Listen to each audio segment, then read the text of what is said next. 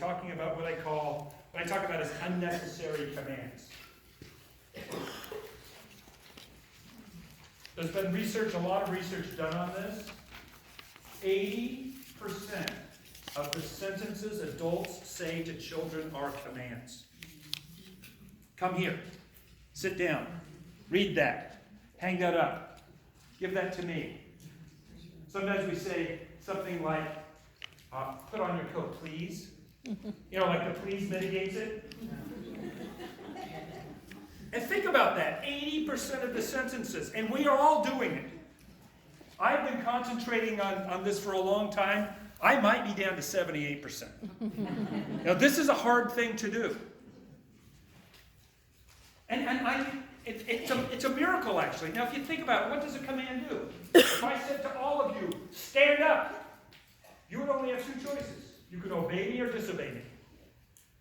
There's no room for thinking in there. And all of you disobeyed me, by the way. And I didn't expect you, so I tricked you. No, just kidding. But that's the thing, and nobody likes to be told what to do. None of us do. So it's a miracle children ever do what we want them to do anyway, given the fact that 80% of the time we're telling them what to do and we're creating no space for them to think, only react. Obey or disobey. I mean, I think this is true not just of humans. I think this is true of animals. Our dog Stella loves to be close to me. And she'll be close to me all over the house. When I get into bed, she wants to be inside of me. She wants to be so close. But when I have her outside on the leash, and I make the mistake of pulling in one direction, she always pulls in the opposite direction. When you hold a newborn, even a newborn, and they're moving their arms and legs, when you push against their appendages, they always push back against you. Nobody likes to be told what to do. I'd love you to do this mental experiment. I invite you to. Imagine you're sitting home, you're by yourself. You're watching TV, or you're reading a book, you're in your grubbies, you're eating a snack, you've got crumbs all over you, you've made a mess on the floor a little bit, but who cares, right? You're all by yourself, your husband isn't there, your kids aren't there, your roommates aren't there, whoever you live with isn't there. You're thinking to yourself, I made a mess, I'll have to get the vacuum out and clean that at some point. And then your spouse comes in and says, vacuum the rug. There's no way in hell you're vacuuming the rug. In fact, you might start swearing and you give them the middle finger. It's like, no, now you do it. And you know it's your responsibility. You know you're the one that's supposed to do that. Yet you were even thinking of doing it in that moment. That command made you say, I'm not going to do it. I mean, parents say to them, I'm sure they say this to you all the time too. One of the biggest things I hear is Henry, he won't listen to me. And my answer is, yeah, he's probably listening to you. He's just not doing what you want him to do. He's making the other choice. What they mean is Henry's not obeying me. When I was doing some of my coursework, I worked with a man named Tom Drummond. Some of you may know who he is, and I encourage you, if you're going to write anything down, write this down and take a look at his website.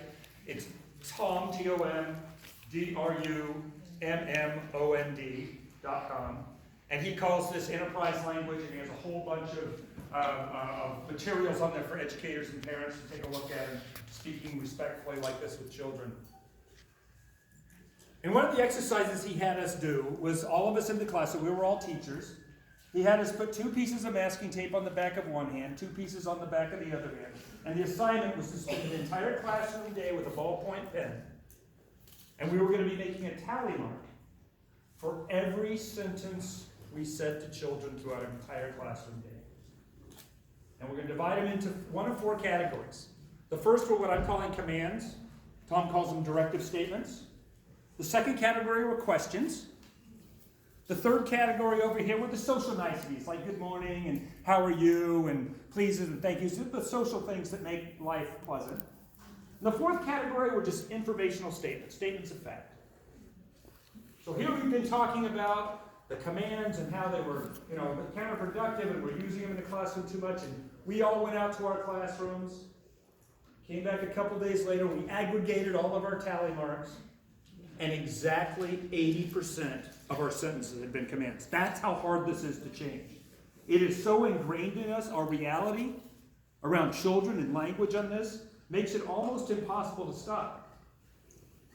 I was actually pretty proud of myself, to be honest, because I bossed kids around a little bit, but I hadn't had too many commands. And mainly it was because it went like this. I want to say something to this kid. No, that's a command. I say, that's a command too. And I'd walk away. Because I couldn't think of anything other than, come here, stop that, eat this, take it away. And so I actually minimize it, but then I think that's one of the best things about doing this exercise, and I encourage everybody to give it a try, even for half a day. Because I think we're going to find it makes you really think before you talk, and I think as teachers, we have a tendency to fill up the empty space. Yes? Can you repeat the name? Tom Drummond. Yeah. Tom, T-O-M, and then Drummond is D-R-U-M-M-O-N-D. And it's alloneword.com for his website. Tom's he's an amazing guy. I still get to work with him on projects. He's retired now, but he's still around trying to make the world a good place for kids. Thank you. Yeah, sure, you're welcome. Where was I? I was talking about. Oh yeah, okay. So here's my problem. Is I had asked the kids a lot of questions. I had asked so many questions that I had to add an extra piece of masking tape on the back of my wrist that he keep all the questions. Tom said to me, he goes, well, what's that all about?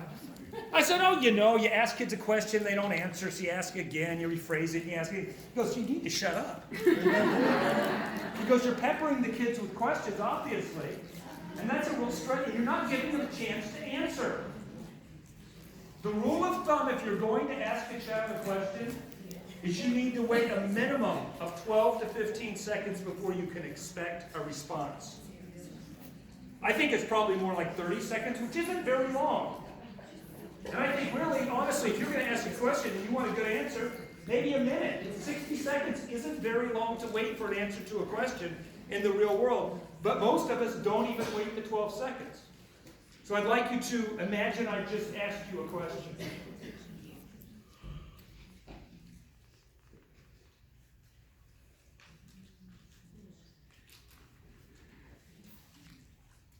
That was 12 seconds. And I assert that most of us would have filled that up. We would have assumed the child wasn't going to respond. Didn't understand it. They were being, they were not obeying and replying to you. But the truth is that that's the minimum. And I think it's true. One of my other mentors, a woman named Chris David, she explained this to me. She said, and when you're dealing with boys, you sometimes have to wait even longer. And this is, when we talk about gender, it's all a continuum and all this. I'm completely convinced of that. But the truth is that, little girls' brains tend to be like one big room. So if they're playing with the blocks and the subject of the rules comes up, it's relatively easy for them to take a look at the rules and respond to you. But little boy brains tend to be those compartmentalized brains. And so lots of little rooms. And so if he's over here playing with blocks in this room and the subject of the rules comes up, you need to give him time to stop playing with the blocks, to leave the room, to go down the hallway, to find the room with the rules, to look at the rules, and then come back to that room before they can respond. I've had many women say that's how my husband is. Yes? So how do you deal with that, like in a group situation, if you've asked a group of children a question and you want to give the slower processors time to think of what they want to respond with, but you've got other kids who are already blurting it out. So we're in a circle type situation, for example, and you've got to pose a question and you want to give a child a chance to have that time to process it. And there are other kids trying to blurt it out. I mean, the way I do it is I just stay focused on the child I'm waiting for, and the kids have learned that this means you're next. And I just start, and no matter how much they blurt it, I don't tell them to be quiet. Try not to come in and be quiet. This is by signal. And I just stay focused on that child until they've had a chance to do their thinking. And that's what we want to do, is have a chance to think. And group situations can be the most challenging. And sometimes, the truth is they say, when I think about questions, to be honest, when you tell people you're a teacher, most people outside of our bubble imagine that you spend a lot of your days in rooms like this posing questions to children like in circle time, and then the children are raising their hands, and then you're telling them if they're right or wrong. The more I've been teaching, the more I've realized, and they say there's no such thing as a stupid question, but I beg to differ.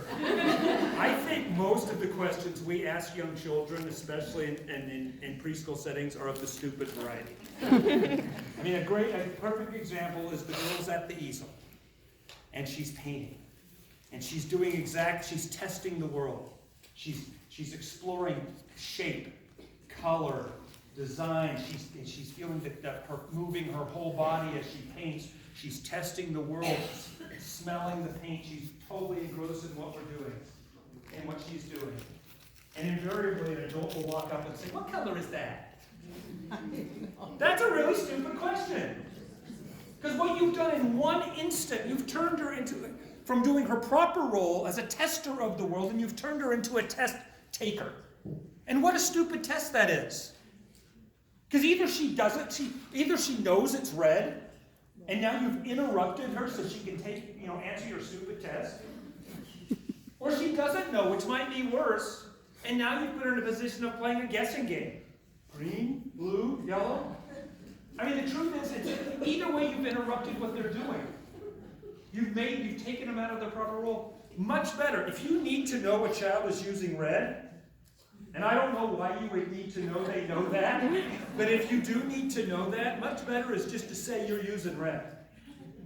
It has the virtue of, then if the girl already knows it's red, she doesn't have to, she just can ignore you and just keep going, because she already knows it's red. And if she doesn't know, now she knows, or at least the chances go up she knows, because it's come in context.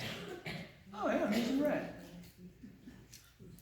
But the longer I've been teaching, the more I've taught, the more I find myself trying to avoid questions altogether, even the famous open-ended kind. Because in many ways, a question isn't a lot different than a command. It's putting the onus on the child to respond to you, to do what you want them to do, rather than be there exploring the world on their own terms, asking and answering, thinking their own thoughts. I mean, increasingly I find myself, if I'm going to ask a question, I want to make sure that it's actually, that two conditions are true. The first one is, if I'm going to ask a question, I want it to be a real question.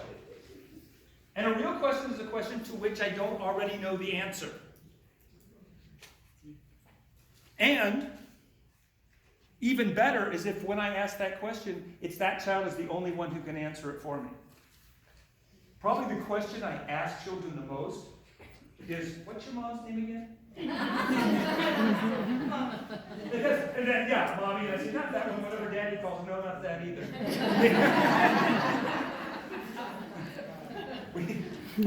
Just as an aside, we learn a lot as teachers, accidentally, stuff we'd rather not know. I taught a little girl named Ailish one of my first years teaching, and she raised her hand one time and she said, Mommy yelled at Daddy today because he dropped the toast on the floor. Every hand went up. Let's sing some songs. I got enough problems. I don't need yours. No, I try to avoid questions, and what I try to use is many of you probably already know about I wonder statements.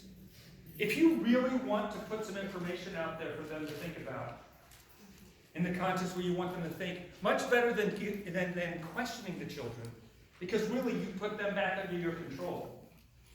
It's just to make statements. So for me, an I wonder statement might be, I wonder why the sky is blue.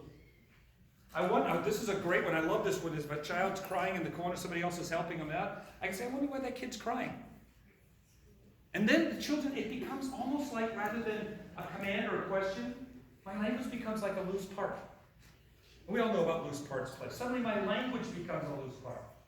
And they can pick that up, and they can wonder about that too. I wonder why that kid's crying. Maybe he's sad. Maybe he got hurt. Maybe somebody took his toy. Maybe he misses his mommy. And what a great way to engage in conversation. Suddenly we're engaging in conversations about empathy and about our friends. I wonder what play is. Try that with kids. That's one of my favorite ones. Not long ago, I was out on the playground with a 2-year-old, a little girl named Audrey. And she made some comment about the children playing, they ran by. I said, I wonder what play is. And she said, well, play is when you throw something. Right? Because that's usually, they're so present in the moment, whatever anecdotally they come up with, that's what play is. This puzzle I'm working, play is when I run fast. I said, okay, I'm going to play right now. And I picked up a pine cone, and I tossed it in a bucket. And Audrey said, no, not like that. And she picked up a pine cone and went, sailing back behind me. I said, all right, I'm going to play right now. So I got a pine cone and I did this. She said, well, you're going to learn.